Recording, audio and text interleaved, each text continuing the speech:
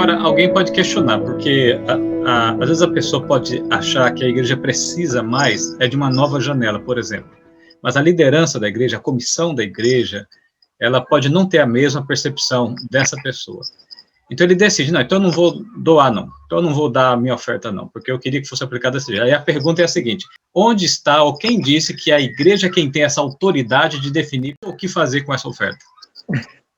Essa é uma pergunta que suscita uma outra muito interessante, o seguinte: se a igreja, que Jesus disse que é o corpo dele, ele é o cabeça da igreja, apesar de ser seres humanos perfeitos, por que a igreja? Porque é a comunidade, né? Se a igreja, que é composta de vários crentes, ali tem o líder da igreja, ali tem a legitimidade de ser o corpo de Cristo, não tem autoridade de dizer onde gasta o dinheiro do adorador, o adorador sozinho tem mais do que a igreja essa autoridade? Se você vai entregar um dinheiro para a obra de Deus, você entrega onde? O único lugar que você tem para entregar é na igreja, a não ser que seja obra de caridade. A casa do Aí tesouro. não é oferta para a igreja. Né? Mas se você quer entregar um dinheiro para Deus, você vai dar para o corpo de Cristo. A casa do tesouro. É a casa do tesouro. Aí você vai dar lá. Então é ela que tem que decidir o que vai fazer com o dinheiro. Porque senão ela vai ficar com a listinha com dezenas, centenas de orientações do que fazer com o dinheiro, ela não vai nem poder usar aquele dinheiro para os projetos que ela quer usar. Vai reunir todos os irmãos, o que vamos fazer? Vamos construir uma igreja. Assim, ó, eu lamento muito, nós temos dinheiro para construir 3 igrejas, mas só que o irmão X quer que o dinheiro dele vá para isso, o outro quer para aquilo, e cada um desviou de tal maneira que nós não temos orçamento, planejamento e não podemos executar nada. Porque o dinheiro está todo pulverizado em projetos particulares. Então, veja, se a igreja de Deus não tem legitimidade para definir o que fazer com a igreja com o dinheiro que foi entregue à igreja, a ela, foi dado a ela, como é que o indivíduo quer ter mais autoridade do que a igreja?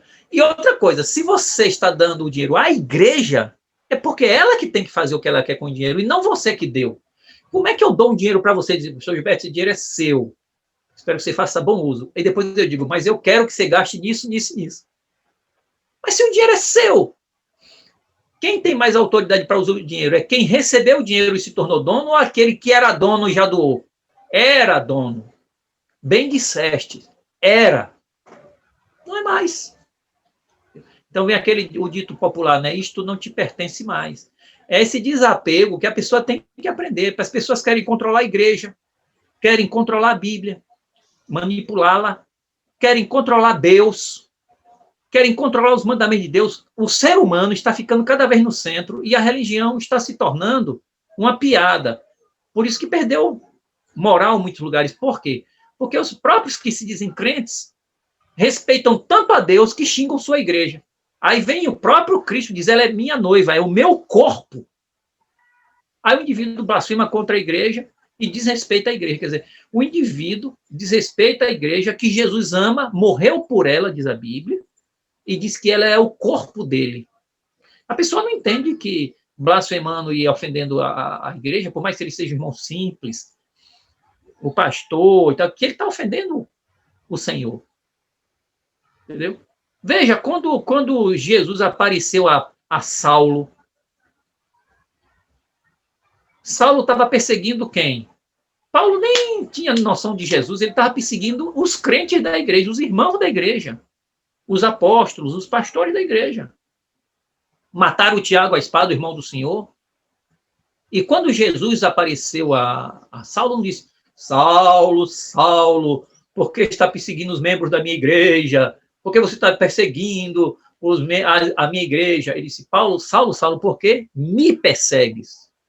Quando a gente deposita o dízimo e a oferta na mão da igreja, nós estamos depositando na mão de Cristo. Os líderes da igreja têm uma alta responsabilidade e irão dar conta a Deus com grande seriedade. Eles não sabem com o que, alguns deles, não digo eles, né? Mas alguns deles não sabem com o que estão se metendo. Porque Jesus vai dizer o que foi que você fez com o meu dinheiro. Tesoureiro, tesoureiro, irmão, irmão da igreja, meu filho, minha filha, pastor, né? Presidente de associação. Por que você me roubou? Mas, Senhor, o que eu te roubei? Você desviou meu dízimo e minha oferta. Entendeu? Por quê? Porque lidar com a igreja, é por isso que a gente sempre, quando tem desentendimento na igreja, a gente tem que ter o desentendimento com a pessoa da igreja e resolver com a pessoa da igreja. Tem gente que tem um desentendimento com uma pessoa da igreja, um pastor, um ancião, um irmão, e ele fica com raiva da igreja como um todo. Quer dizer, é como uma pessoa... Uma vez eu vi uma charge numa revista cristã dizendo o seguinte, um bonequinho dizia para outro assim, eu não acredito mais em Deus. Aí o bonequinho disse assim, mas o que foi que aconteceu? Você era tão consagrado? Ah, é porque o pastor foi rude comigo. Quer dizer, o indivíduo tem um aborrecimento com o pastor e perde a fé em Deus. As pessoas têm os problemas do mundo, os erros nas instituições mundanas, e a pessoa perde a confiança na igreja. A gente tem que confiar em Deus na sua igreja. É claro que todos nós podemos cooperar para o bom andamento da igreja, mas a igreja ainda é a instituição que foi estabelecida por Jesus para ser o seu corpo e ser o instrumento para a salvação de almas no mundo, e é ela que recebe dízimos e ofertas e deve administrar e usar da maneira mais correta possível, de acordo com as decisões das comissões, das assembleias, e ela é muito mais legítima para fazer isso do que membros individualmente, separadamente.